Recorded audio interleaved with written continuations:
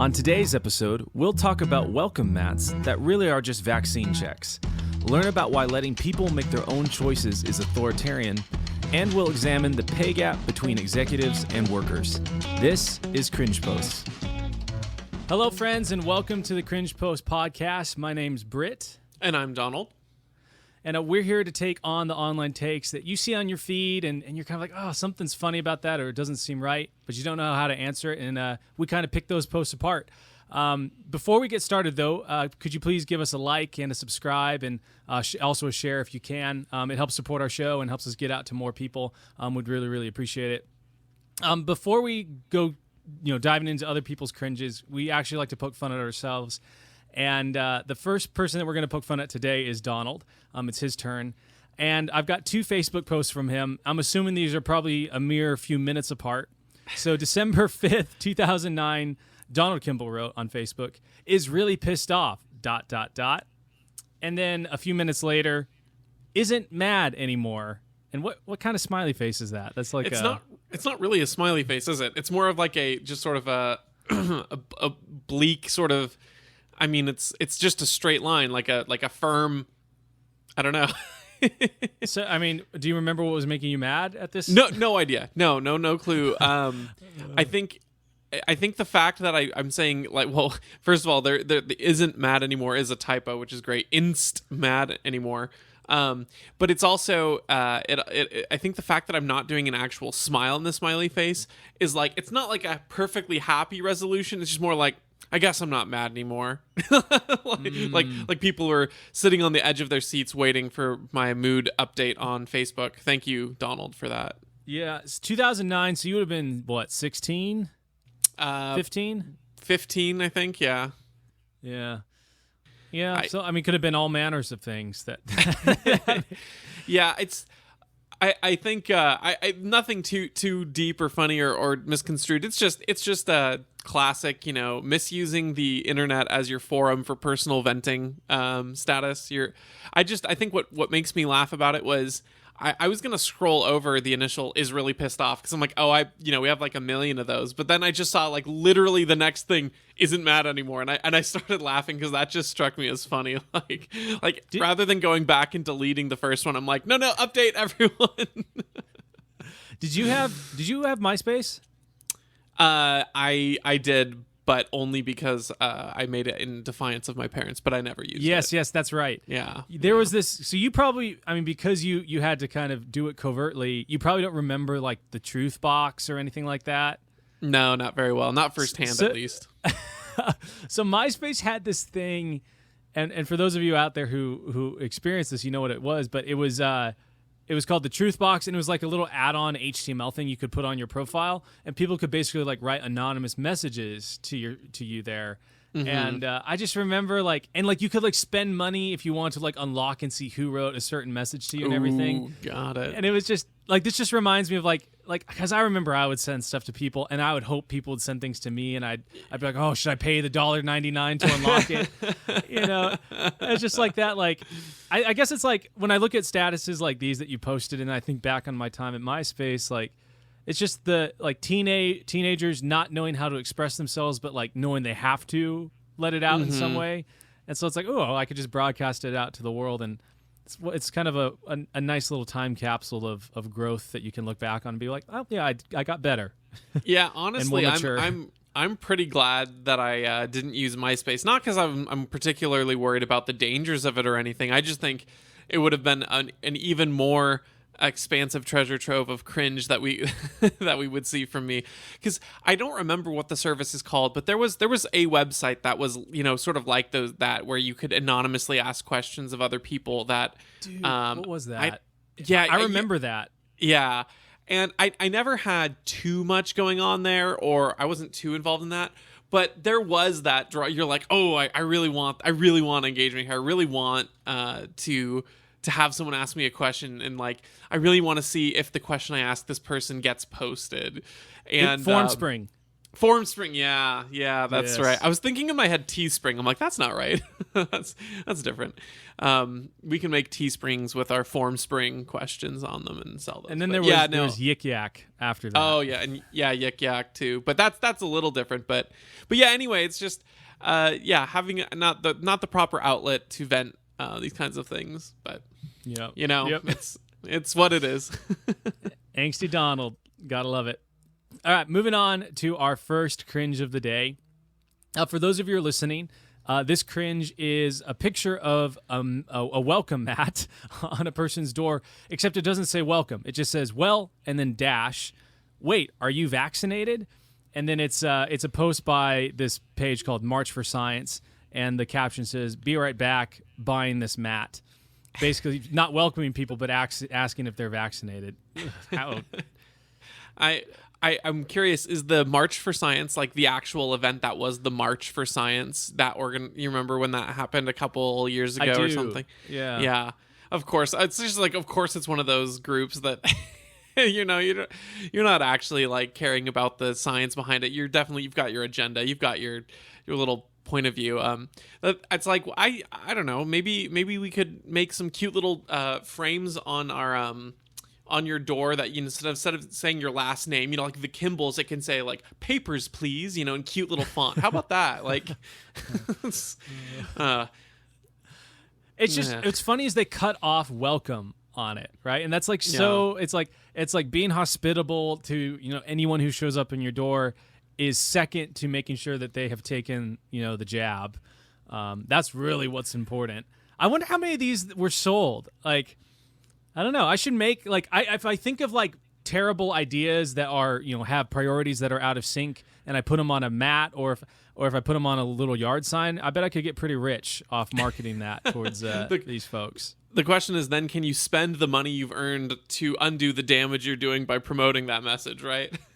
True. But it's kind of like, the people who think they're awesome are going to think it's awesome regardless, so why not make a profit off of it, right? Yeah. Well, okay, so I'm a capitalist pig, I know. Here's the thing that and I want to preface this by not to be I don't know, superior or sneering or anything, because I grew up listening to talk radio, like very classic conservative talk radio. And so the by far the man I listened to the most was Michael Medved, for anyone. Now nowadays I don't really agree too much with him. I think he's very sort of establishment. Vote for Biden, right? Yeah, probably. I don't follow him that much anymore. But I was running to the bank today, and I accidentally left my phone at home, and so my car's radio flipped on, and it just was on AM, was on KTTH, the station I listened to as a kid, because that's just kind of where I set it by default. And he's on there, and I promise this has a point. I'm getting there.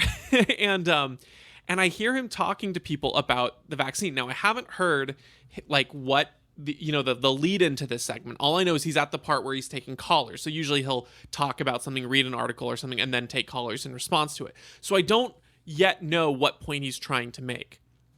But what I do know is he's challenging people on the efficacy of the vaccine versus the idea of long COVID. And he's promoting vaccinations and stuff. And my thought was at first like, oh, I guess maybe he's saying that the vaccine is a good thing to have, like just in a vacuum, which my initial thought was like, that's kind of yeah, you can say that. It's also not a very helpful thing to say right now. Like you don't want to help the regime and their talking points. But he goes on to say, he's like, now it's not in my yard, but it's in my neighbor's yard. It's this clever Halloween decoration. And it's this gravestone that says, I'm doing my own research. Oh, and yes. And it's funny. That's what he said. He's like, and it's funny. And I was like, oh man, is it really funny? Because that sounds like the line that the comedian says to get applause, not laughter. And then like he went on to like start that. Yeah, and then he went on to talk about how like Supreme Court cases justified the government mandating vaccines for kids in schools. That's what he was defending. He was defending the mandates. Defending because and someone brought up the point that you don't need to, the flu is not mandated, the other ones maybe, but the flu is not, so like why is this different? And he's like, well, just because it isn't doesn't mean it couldn't be.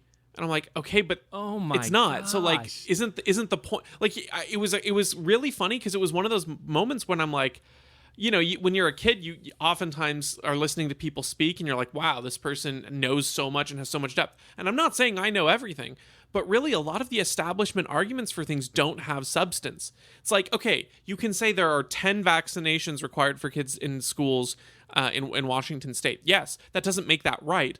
And the fact that the flu, which is far more deadly than COVID has been just over the course of history, is evidence that to suggest that there is an overreaction to COVID and the mandating for vaccinations for kids and things like that.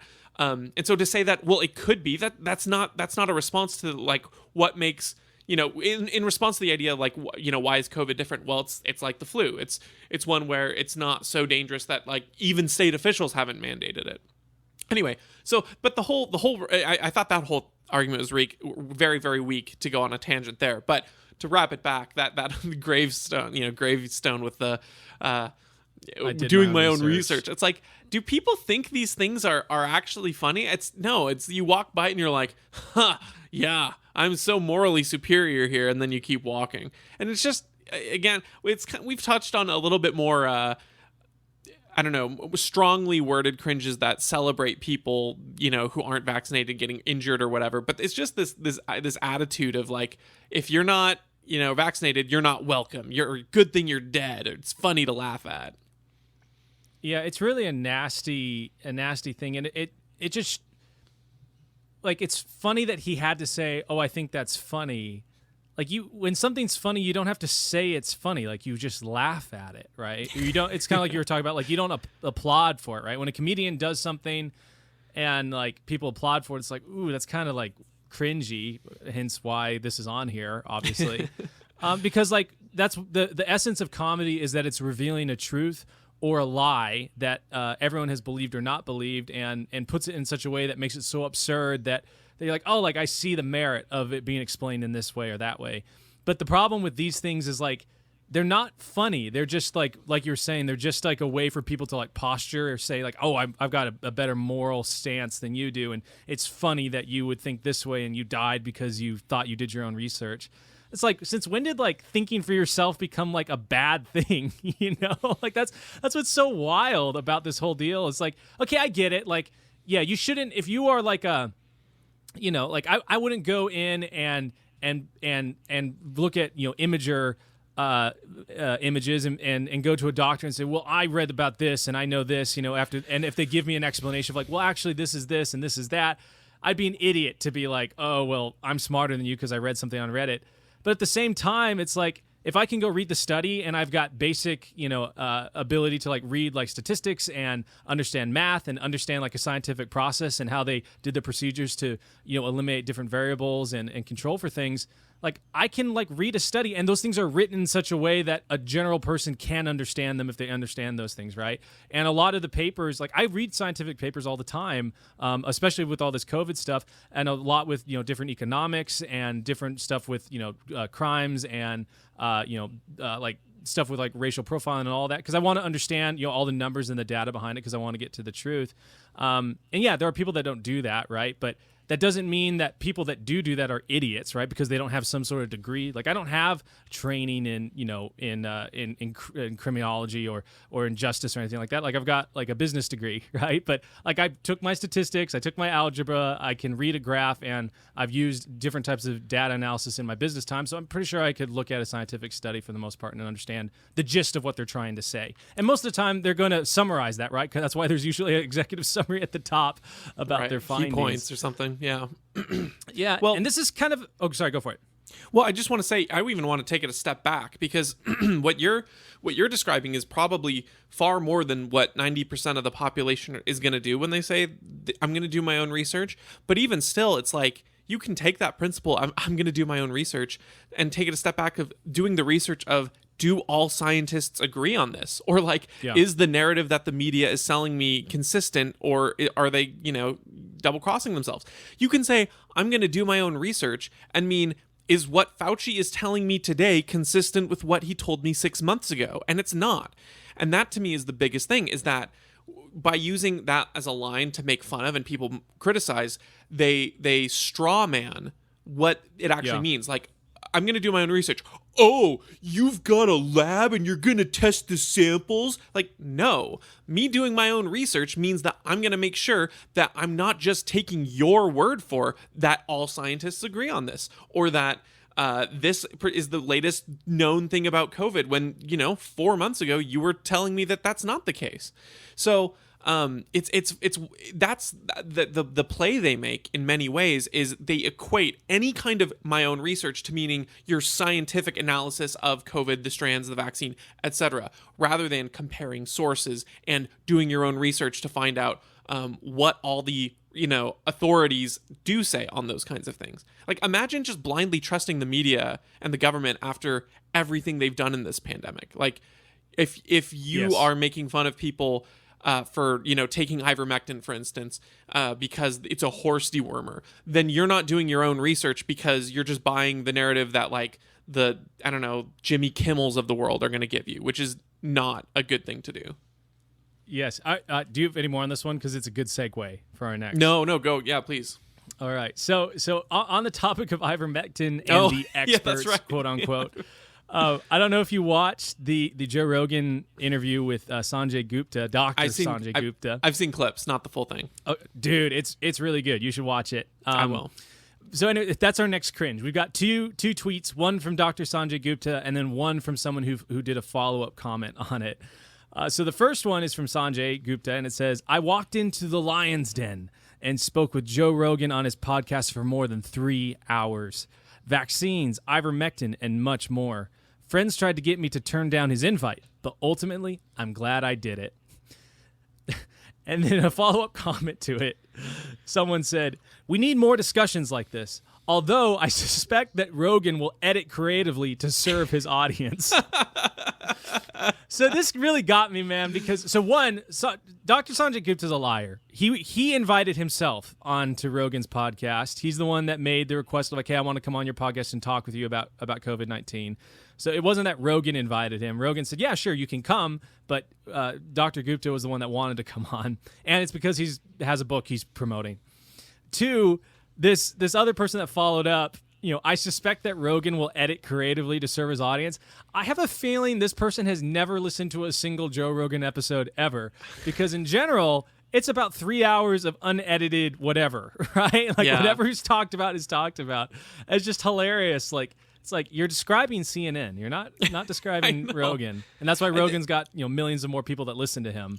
Well, that's the great irony. It's not even just someone accusing Joe Rogan of editing creatively. Like, that's one thing. Like, that's obviously patently silly when that's his whole thing, is these 3 hour long podcasts. And what's nuts. It's like, not only is he accusing that, he's accusing that while his guest is from a cable news network that literally that's their entire segment is editing things down. And, whether for good or for ill, like, that's how cable news networks run.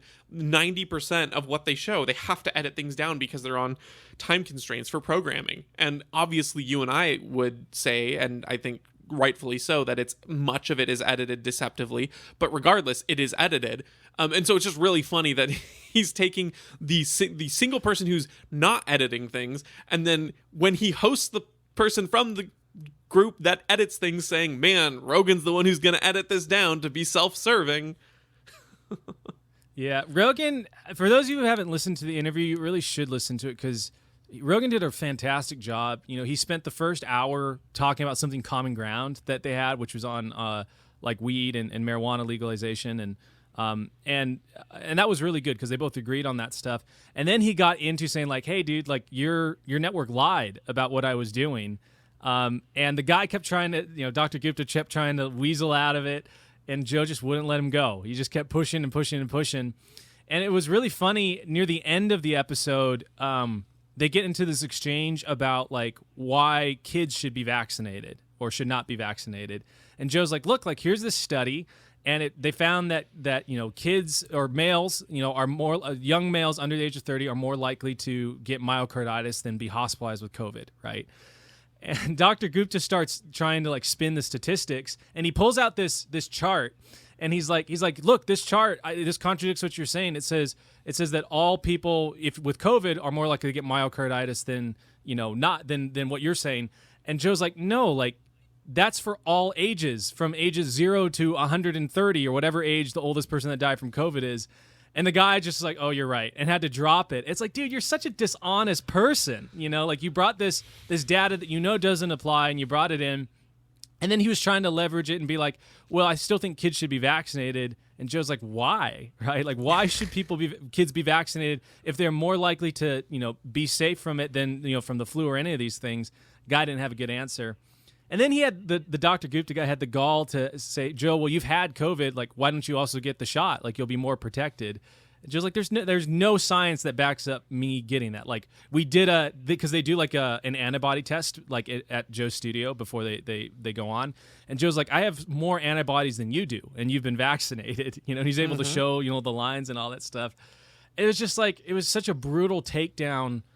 And Michael Malice and a lot of the guys that we like to listen to talk about this, but it's like, it's crazy how these establishment people, when they just get a little bit of pushback, just crumble. They just crumble. And this guy is supposed to be, he's like, I believe he is a professor at like an Ivy League school, and he's also like he's a brain surgeon and all this stuff, and he just crumbles in front of this MMA commentator guy, who just has some pretty solid logic. It's really funny.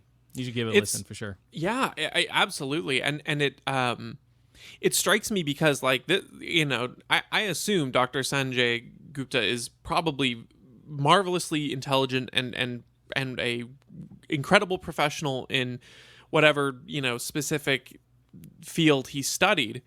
But it shows that I don't know at what point you get there, but when you're actually like trying to sell a narrative that has no ground, you can't defend it. Even very intelligent people can't defend something like that. I've seen a couple of clips where Rogan presses into him very hard, and he kind of has to admit, he tries to walk it back, I think, after the interview and other things, but like, yeah, we said things that weren't true to spin a certain narrative, because it's like, when you're this, and again, maybe I'm being too generous, but when you're this intelligent and you're pushing a false and phony narrative, you almost like instinctively tell the truth on certain things, where it's like you told people that ivermectin was a horse dewormer when it's been prescribed for humans for tons of things, and it's like, well, yeah, it almost like comes out of you involuntarily, because you're like, yeah, I know that, I'm a smart person. And the other one thing that I saw was that talking about vaccinating kids, and it was just so funny to see Rogan talking about how kids are safer than he is, even though he's vaccinated, just because he's older. And he's like, so that security you have, that's how they feel. And it's like he just would not empathize or sympathize or anything. He just would not process it at all. Yeah, it was brutal, like, to say the least. And what was really disappointing to me, because it was like, oh, this Dr. Gupta guy kind of admitted like that Joe was right on all these different areas. And then the next day he goes on CNN and then just repeats all the same stuff, in that Don Lemon interview. And it's like, man, like that signals to me that you're not a good or honest person. One of the two, or maybe both. Because it's like you encountered truth, and you even admitted that it was truth. And then the very next day you lived like it wasn't, it never happened. It's like, that's unfortunate. You're just very, at best, maybe scared and squishy. Wherever you are, you're gonna blow with the wind that way. So you're with Rogan and he presses you and says that you were dishonest. Yeah, I guess it was dishonest. And then you're with Don Lemon, but like, you still need to vaccinate everyone, and ivermectin's a horse dewormer, right? Yeah, well, yeah, it still is all. You just blow whichever way the wind goes. Yeah. All right, moving on to our next one. This is a little bit older. This is from back in September, but it's so there's this ad by this group called Remove Ron, referring to Ron DeSantis in Florida, and they released an ad, and it's hilarious. It's basically a take on The Purge, and they're like, they have these people flying into Florida, and the person comes over the announcement speakers and is like, "Welcome to Florida, and now that you're entering Florida, you have the right to infect whoever you want with COVID." And now a message from, Florida's governor, Ron DeSantis, basically inferring this evil, big, bad tyrant. And the first clip that they choose to have of his audio clip of DeSantis talking is him saying, we trust people to make the right decision and do what's best for them. We're not going to mandate or force them to do this or that. Oh, gasp! Terrifying. So, anyways, this group posted on Twitter. This guy who's Twitter verified. His name's Caleb Hull. He comments, "If you're trying to get me to like Ron DeSantis even more, you succeeded." That's a pretty good take. I'm not going to cringe at that.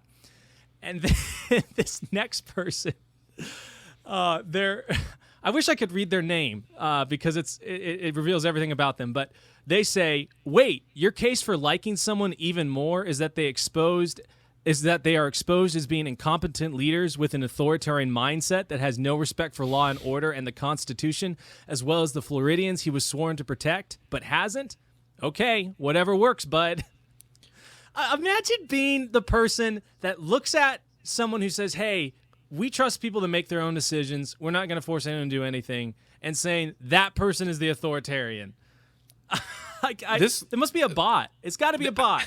It reeks of like freshly graduated political science student on the left. You know, they're like throwing out words like, "Oh, he's an incompetent leader, an authoritarian mindset, no respect for law and order and the Constitution."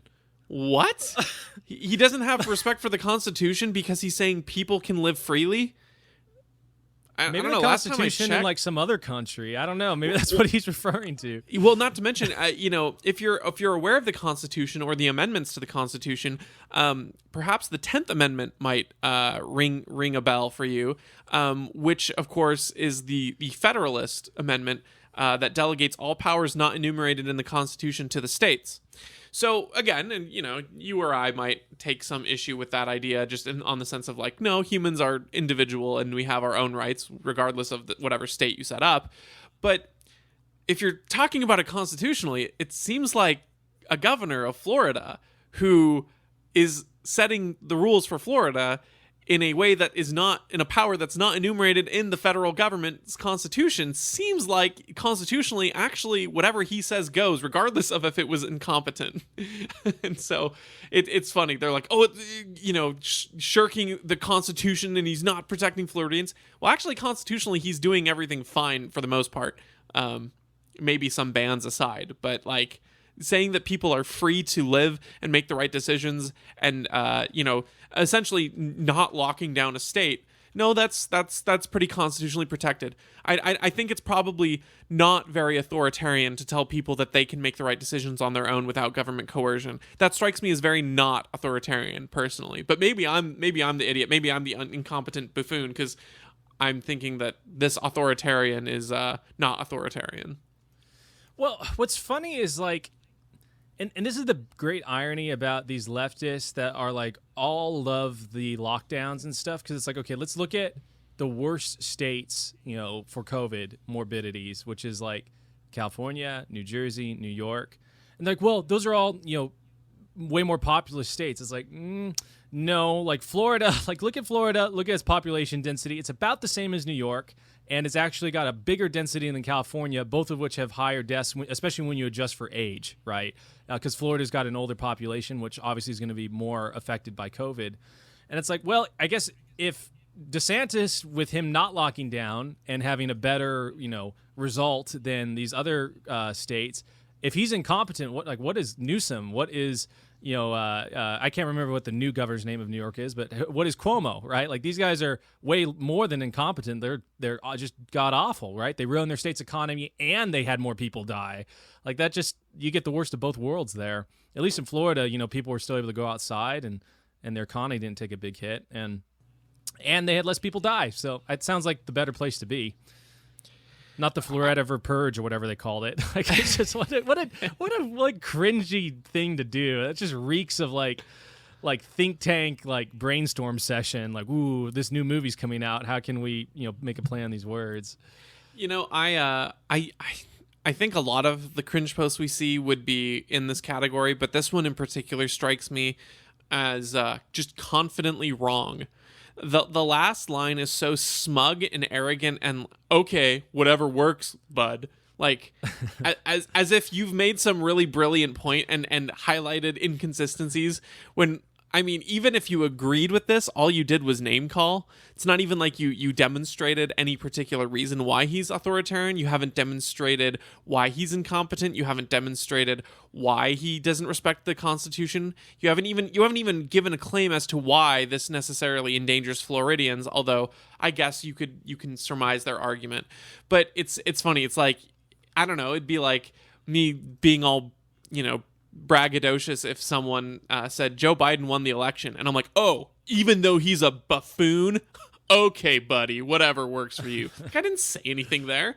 Even if I'm right that he's a buffoon, nothing I said was a good point. And that's just that okay, whatever works, bud. It's just like, okay, this is the kind of person we're dealing with. Definitely the person who thinks they're the smartest one in the room and is not. Yep. All right, moving on to our last cringe post of the day. This was a 2-slide picture on Instagram, and it's by a group called Anti-Capitalist. And it's a screenshot of a tweet, actually. And it says, John Deere reported record profits in 2021 with a $4.7 billion profit in the first 3 quarters of this year. CEO John May was paid nearly $16 million in 2020, and a 160% increase from 2019. John Deere is offering the workers a $1.84 an hour raise over 5 years. That's why 10,000 people are on strike. And then if you slide to the left, and there's a poem, and it says, Boss made $1, I made a dime. That was a poem from a simpler time. Now Boss makes 1,000 and gives us a cent while he's got employees who can't pay their rent. So when Boss makes $1 million and the workers make jack, that's when we strike and take our lives back. Can I just say, as a fan of poetry, that one sucks, man. Yeah. That's just a lame poem. Lame.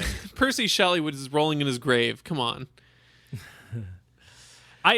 With this one, I was, this is a classic, like, someone hasn't done the math sort of thing, post, because I think about these people that were like, oh, I hate that these CEOs make so much money. It's like, okay, let's take CEO John May of John Deere. Let's take his $16 million that he made, and let's disperse it over the 69,000 employees that John Deere has, right? Let's take John May makes $0 a year to make sure the company's able to run. You would be able to increase the salaries if you took his entire salary. If you took it and made it 0 and dispersed among the 69,000 employees, you would get an 11 cent per hour raise, assuming that everyone's able to work, 2,000 hours a year. They're getting a $1.84 raise, right? Like that seems like, oh, okay, that's 18 times, what if you took away John May's raise? To be fair, it's over 5 years. So, I mean, you still at least doubling. You're right. Oh yeah, you're right. You're right. Yeah. It's still double, right? Yeah. But yeah, it should like you. I can't remember who made this post.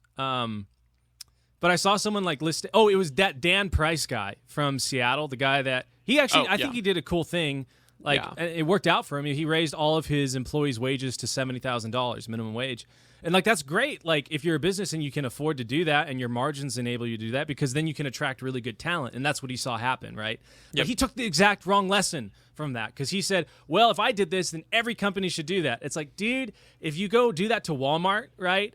Like you won't have people employed and you won't have goods for the people that need to afford it at the Walmart price. Like it just doesn't work out that way. The math doesn't pan out.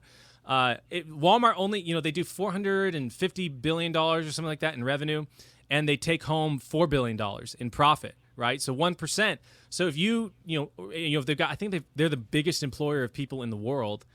Even if you, like a 10-cent raise per hour for that across the board, actually could wipe out that entire profit margin, right? And then there's no business, there's no goods, there's no ability for people that are, in the lower class to actually go buy these goods from Walmart that they depend on. And that's like the unintended consequence of this kind of thinking. I was listening to a Jordan Peterson podcast a few days back, and it was dealing with this thought of like luxury ideas. I don't know if you've heard of this or not. But I listened to that one too. Okay, nice. Yeah. So it's basically, for those of you who haven't listened to it, basically like the upper class used to signal their like superiority by like the stuff they would wear or the cars they would drive. And now they signal their superiority not by the material things that they own, but by the ideas that they have, even though they won't necessarily like live out those ideas. So a good example is like a lot of these like upper class elites that go to Harvard are all, if you poll them, they're all for polygamy and having multiple partners and all this stuff. But then when you ask them what they want to do, they like, hey, I want to get married and settle down, right? And that idea is just a way for them to like signal to the world that they're virtuous or edgy or whatever you want to call it. It's a luxury idea because that idea, when it's played out and implemented for the lower class, has disastrous results, right? Single motherhood, poverty, domestic abuse, all sorts of things. And these type of like, ooh, we need to take away the CEO's salary is just a luxury idea. Absolutely. And when you're talking about the Dan Price situation in particular, the funny thing is, and I could be mistaken, but I believe it's that that 70,000 is the minimum that employees can make, but there are people who can make more, right? It's just funny because I think he took the salary of $70,000 himself. And I'm like, well, good for you. Like, you obviously have values and priorities that are different than other people. Why is there any increase? Why are you increasing everyone's, or why when you're voluntarily taking that price cut or whatever, and you're saying everyone should do this thing, why are you paying other people in your company more rather than the baseline wage? Well, it's because it's a harder job, or you need someone who's got more experience to do that thing. And then you realize that he's tacitly, by allowing there to be higher wages than 70,000, he's tacitly admitting that yes, different talent and different, value that you produce, as you and I have talked about so much, needs different rates. Otherwise, you don't get people doing that. And so it's like when you're bringing up the Walmart example, let's say for a second that it was economically somehow viable and sustainable that every single Walmart employee could get minimum $70,000. Well, I'm not working for Dan Price's company anymore because I have to do I have to travel. I have to, convince people to use his product, which is like a credit or payment processing system. Yep. I don't want to do that. I want to sit by a door and greet people. At Walmart all day, I get to sit down. I don't really have to think too hard. I just have to watch people, and I'll be making the same $70,000 wage, right? Like, you have to understand there are different levels. Now, he himself, personally, for whatever individual values he has, is willing to make the price cut of just $70,000 for himself, and that's great. That's awesome that he can do that. But the fact that not everyone at his company can do that, it demonstrates the point that literally you can't do this with every business because CEOs need to have some sort of incentive to do their job. Not everyone is going to be a Dan Price and think, you know what, I'm okay doing a really, really tough job and managing this workspace for $70,000. And also just realizing that different jobs in life, even if every company tried to operate the same, different jobs have different skill sets in different environments. He might have created a very nice, engaging and familial workplace environment, but that can't be the place in every place you walk in. Now, you can't go into a law firm and have every, buddy being buddy necessarily, or you can't be in a super fast-paced, kitchen where they're running around and have, let's stop and pet the dog. Like literally different jobs have different places. And when you're in a different environment, you need different compensation, or you need someone who's got a different skill set, and maybe what they need is a different kind of compensation to make them endure a more difficult circumstance. So there's just so many things about the idea of this, wow, all CEOs need to reduce their pay universally to increase worker wages, where it's maybe that's the case in some individual cases that you can point to, but by and large, the reason they're getting paid so much is because they can manage and create a successful operation that's staying in business, hopefully without government subsidy, because when government subsidy comes in, that obviously throws off all the marketplace mechanics of, communication with itself. But assuming no government intervention, it's providing value and is sustainable in a way, providing value to customers and providing jobs and sustaining their employees in some way, shape, or form. And then, maybe they do strike when they want more. And then you kind of have the workplace of, if people are willing to come in and take those jobs, then that's what that is. But the idea that just because the John Deere CEO is getting an increase in salary, that's large, and the employees are getting a salary increase over the next 5 years, that's not to the same scale. It's it's because they're different jobs and there's different realities.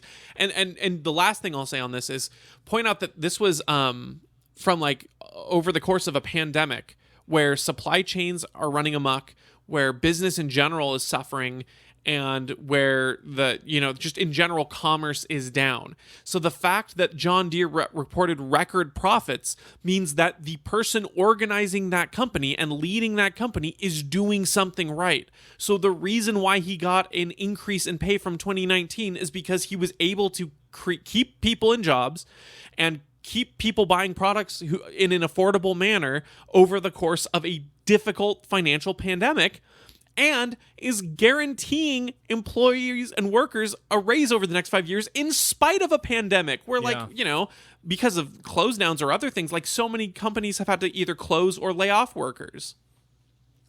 Yeah, that's fantastic point. But because he did his job well, not only are those employees able to keep a job through the pandemic, but they're also getting a raise. Like that's more to be said than most other companies, had during this time.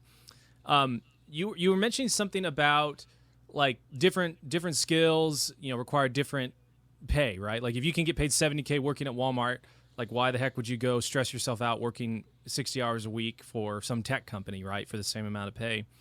And it made me think of, I remember researching this one time because in 2019, they did a study and they found that when you factor in all of the schooling costs, hours, and then the overtime worked, doctors and teachers make about the same per hour when it all comes out to said, right? Because doctors would literally work 2 to 3 times more hours in terms of training, in terms of just overtime and all that stuff than a teacher does. And so the average salary of a doctor in 2019 was $174K. Average salary of a teacher, was around $50K. And when you average in all those different costs, right? Because a doctor not only has the 4 years of undergrad, but they've got another 2 years and then, another 4 years of medical school. Like they're about $800K in the whole, educationally wise. And then they don't get paid that great for the first bit of their careers. And then they have to work a bunch, right? And so that was just crazy to me. It's like, oh, okay, like it really is a choice of like, I'm going to work more hours, invest more in education, because there's a cost associated with that. There's a cost of time, the cost of actual resources to put yourself through education, and then, take lower paying jobs to get yourself through that. And a doctor, you won't have doctors if they're paid less than $174,000, because that's what is required to recoup all the costs of all the hours that they work. And same thing you can say the same thing about a CEO, right? Like average CEO works somewhere between 60 to 80 hours, right, a week. Average, I mean, I don't know what it is at John Deere, right? It's different at every company, but let's just assume the standard 40 hours a week. Like those employees are guaranteed a salary and a job as long as the CEO does his job properly, and they just show up and they do the job that they're said to. John May has to actually figure out how to provide value for and make sure that labor is organized in such a way that it is producing profit. And that's a very scary, as a business owner myself that has employees, like that's a really scary thing. Like I am constantly worried about, am I going to have enough work? Is my business, positioned in the right way that, the 6 people that work with my stuff are going to have, enough income to provide for the families. And that's really stressful. And I eat last, right? I eat last. When there's profit, then I get to eat. If I don't have profit, I take a salary of 0, right? And that's any business owner that's ever existed. And that's what people don't understand is like, it's higher risk and it's high reward. And if you don't have the high reward, you're not going to find anyone that's going to take that risk. To put it in like super, super zoomed out perspective, just to like get the illustration for people who don't like fundamentally understand the idea of this. It's like, again, let's take it on basic fundamentals. You're on an island and you have 5 people there and there's coconut trees, and 4 people are climbing up a tree a day and grabbing a coconut each. And this 5th person finds a way to grow trees that produce 5 coconuts instead of 1 coconut on them. Well, now there's more coconuts on the island for everyone. Would you, with this guy managing and organizing people to grow these kinds of trees and to produce them efficiently and organized, instead of there being like 8 coconuts, a week, or well, let's say we'll keep to my scenario. Let's say 4 coconuts a day. Let's say now you have like 20 coconuts a day. Do you think that the person who organized and created everything is better off by having 10 coconuts, and then the other people having like 3 coconuts apiece, or roughly or so, even though he's making roughly 3 times what each of them are, but they have 3 times what they did before, right? It's like when you create a job, create a company that creates jobs and creates value and creates goods and services that are providing something. Again, that keyword value. You do create that from nothing. So the fact that, the CEO is getting a larger share of the newly created wealth, well, that makes sense because they're doing a unique function that created that value. Now, sure, the people who are picking the coconuts or doing the manual labor work, they're physically doing the job, but without the CEO in place, they wouldn't be as efficient as they can be. And that is the critical piece. There would only be the 4 coconuts a day without that 5th person who's taking 10 coconuts compared to everyone else's 3. So he might have 3 times what they do, but they've got 3 times what they would have otherwise. And that's what people, again, they think of wealth as fixed. They think of wealth as he's necessarily taking those profits away from his workers, which is just not how money and wealth and value work. Yep. I don't have any more on this one. I like your coconut example. So I'm sorry I keep going back to the coconut and the islands. It's a good one. It's just like, I just want to start, on a blank slate. So we'll say an island. And then when you say an island, the first thing that comes to my mind is coconuts. Maybe I need to vary it up. Maybe I need to do mangoes. Maybe I need to do papayas or bananas or something. I don't know. Let me know. We'll think of another one sometime. Well, friends, thanks for hanging out tonight. And if you, like I said earlier, if you liked our show, please like, share, and subscribe to it. It really helps us out. If we said anything that made you cringe, or if you have any thoughts or additional thoughts on the post that we took on, be sure to DM us or email us. Our website is cringepost.com, and our social handles are cringepostpod. We're on Twitter, Instagram, and all of that stuff. And yeah, we've had a good time, and we'll catch you next time.